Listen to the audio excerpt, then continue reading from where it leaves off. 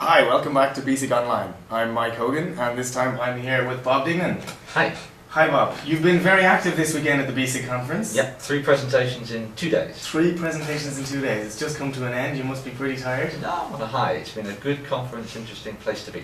Okay, fantastic. And you've been speaking about a range of different things, but you were telling me earlier on that you're also working on a new book at the moment.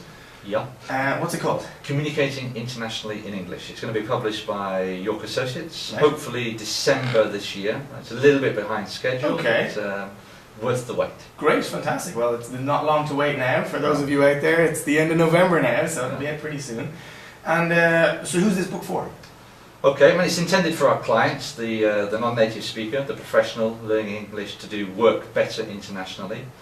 And I think it's an exciting new kind of publication. It's focusing very much on generic soft skills, the key things that we need to do as communicators that we're doing now, trying to build rapport, trying to facilitate conversation, trying to take decisions together, trying to manage conflict, trying to give feedback to each other, trying to take decisions together. So it's the kind of the key generic skills underlying what professionals need to do. And it's, I think, a little bit of a shift away from the focus on presentations, meetings, negotiations, to more fundamental kind of interhuman skills. How do we speak? Interaction. How do we listen? Yeah, it's all about interaction. Things like body language. Exactly, yeah. Dealing with native speakers, the challenges of handling that with a non-native speaker. Dealing with difficult people. People you don't like, people you don't understand, people you don't want to work with. So it's really kind of pragmatic tips for interacting, as you said. Okay.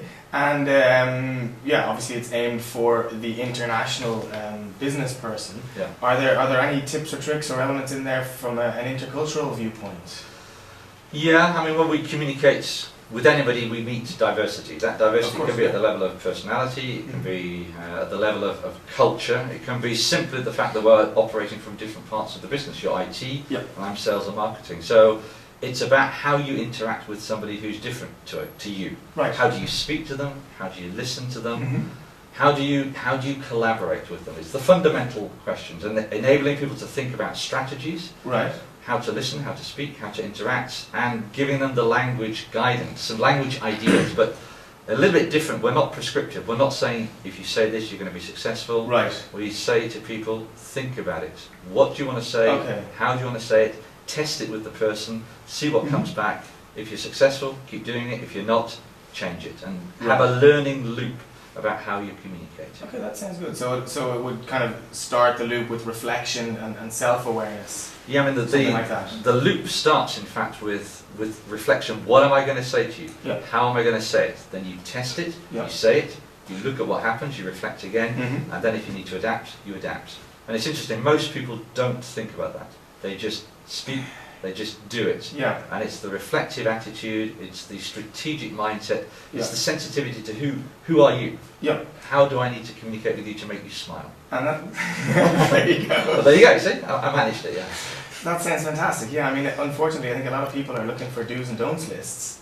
But this type of looping, awareness raising and reflection is obviously going to bring them much further. Yeah, I mean, every human being is unique. Every human being, even on the different days, is unique. So it's not possible to offer do's and don'ts. What you need to have is reflection, sensitivity, and also, of course, an interest, a commitment to actually want to interact successfully. Yeah, exactly. So you mentioned earlier on that there are tips in there even for dealing with people that you don't like working with maybe, or you might have difficulties with. But yeah, I mean, that's a very interesting kind of class of people. Why is it that we find some people objectionable? Why don't we like some people? And again, psychologists would say these people are actually the most interesting people for you to interact with, because you don't like them because they're threatening for you in some way. They're threatening your self-identity, and maybe these individuals are the ones that you can learn from. They're opening up your blind spots. So a little tip, if you don't like somebody, spend time with them. And finally, over time, you'll actually see that this human being is actually a valuable human being who you can work with. That sounds fantastic. Even yourself. Yeah, I was just thinking the same thing, actually.